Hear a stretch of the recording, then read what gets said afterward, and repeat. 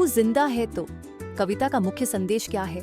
जीवन का आनंद लेना, बी हार मान लेना, सी आशा और संघर्ष का संदेश, डी भूतकाल में जीना। 3, 2, 1. उत्तर सी आशा और संघर्ष का संदेश। सुबह और शाम के रंगे हुए गगन को चूमकर इस पंक्ति में किसकी सुंदरता का उल्लेख है? सूर्यास्त और सूर्योदय, बी फूलों की, सी समुद्र की, डी पहाड़ों की।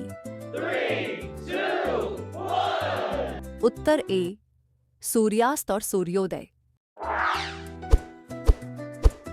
कवि ने जीवन में आने वाले दुखों को किस रूप में प्रस्तुत किया है? ए स्थायी बाधा, बी अस्थायी कठिनाइयां, सी अजेय संकट, डी अविश्वसनीय सपने। 3, 2, 1. उत्तर बी अस्थायी कठिनाइयां। कवि के अनुसार यदि स्वर्ग कहीं है तो उसे कहां लाना चाहिए?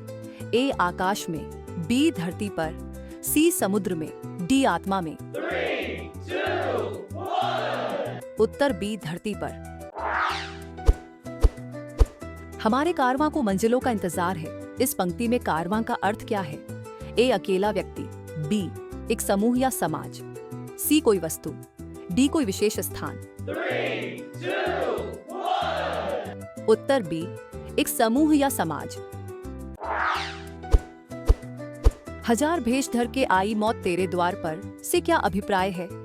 जीवन में कई कठिनाइयां आती हैं, बी मौत हमेशा एक ही रूप में आती है, सी इंसान को मौत से डरना चाहिए, डी मौत के कई रूप नहीं होते। 3, 2, 1. उत्तर ए जीवन में कई कठिनाइयां आती हैं।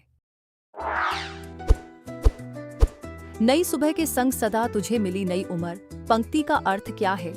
हर सुबह जीवन में नया अवसर लाती है, बी केवल सूरज उगता है, सी नया जीवन पाना असंभव है, डी हर दिन मृत्यु का संकेत देता है। 3, 2, 1. उत्तर ए हर सुबह जीवन में नया अवसर लाती है। कवि किसे इंकलाब बनने की बात कर रहे हैं? अब भूख और दिल के दाग, बी अमीरों को, सी प्राकृतिक संसाधनों को, डी पुराने महलों को। 3, 2, 1. उत्तर ए भूख और दिल के दाग। कवि के अनुसार मनुष्य को किस चीज से डरना नहीं चाहिए? खुशी से, बी संघर्ष और मुश्किलों से, सी प्रेम से, डी सफलता से। 3, 2, 1. उत्तर बी संघर्ष और मुश्किलों से। कवि के अनुसार भूख और रोग के खिलाफ क्या किया जाना चाहिए?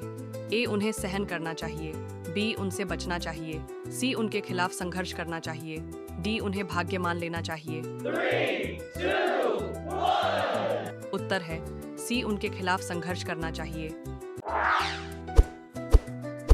कवि ने आंधियों और बिजलियों को किसके प्रतीक के रूप में प्रयोग किया है? ए प्राकृतिक आपदाएं, बी चुनौतियां और संघर्ष, सी खुशियां और समृद्धि, डी प्रेम और मित्रता। 3, 2, 1. उत्तर बी चुनौतियां और संघर्ष। तुआ कदम मिला के चले का क्या अर्थ है? अकेले चलना, बी समाज में एकजुट होकर चलना, सी धीरे धीरे आगे बढ़ना, डी यात्रा करना। 3, 2, 1. उत्तर बी समाज में एकजुट होकर चलना,